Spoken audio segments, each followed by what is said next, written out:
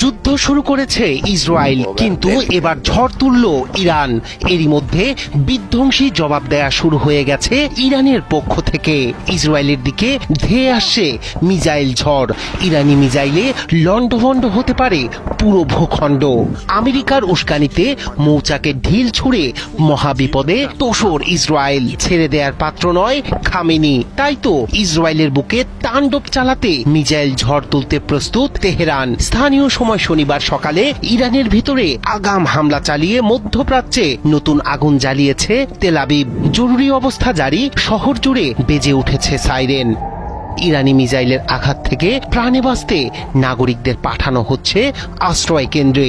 অন্যদিকে ইসরায়েলকে বাঁচাতে সমুদ্র উপকূলে ভিড়ছে মার্কিন রণতরী। সর্বোচ্চ সতর্কতায় আকাশ প্রতিরক্ষা ব্যবস্থা।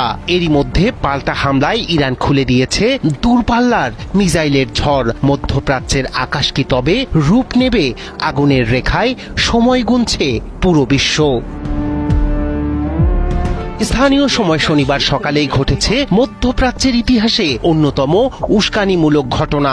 যৌথভাবে ইরানের ভূখণ্ডে আগাম হামলা শুরু করেছে ইসরায়েল ও আমেরিকা। হামলার তথ্য নিশ্চিত করেছে প্রতিরক্ষা মন্ত্রী ইসরায়েল কাজ। তবে পাল্টা হামলার ভয়ে নিজেদের আকাশসীমা বন্ধ করে জরুরি অবস্থা ঘোষণা করেছে তেল আবিব। বিভিন্ন স্থানে বেজে চলেছে সাইরেন। নাগরিকদের লুকিয়ে রাখা হচ্ছে নিকটবর্তী নিরাপত্তা কেন্দ্রগুলোতে। এমন সময় পরিস্থিতি আরো উত্তপ্ত হওয়ার পূর্বাভাস মিলছে। এই হামলার জবাবে ফুঁসে উঠেছে ইরান। 1 ঘন্টার মধ্যে পাল্টা হামলা চালায় ইরান।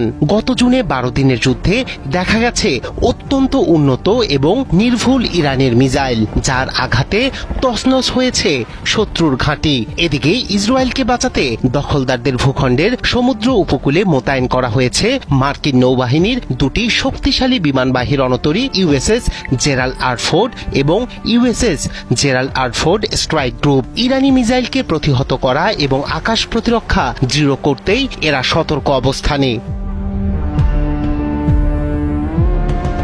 কিন্তু হাজারো প্রতিরক্ষার মাঝেও ইরান যদি একসাথে বহু মিসাইল ছোড়ে, তবে ইসরায়েলের আকাশ প্রতিরক্ষা ব্যর্থ হবে বলে স্পষ্ট করেছেন বিশ্লেষকরা।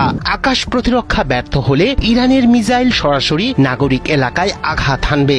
ইসরায়েলি প্রশাসন জনগণকে নিরাপদে সরিয়ে নিলেও পরিস্থিতি একেবারেই শান্ত নয়।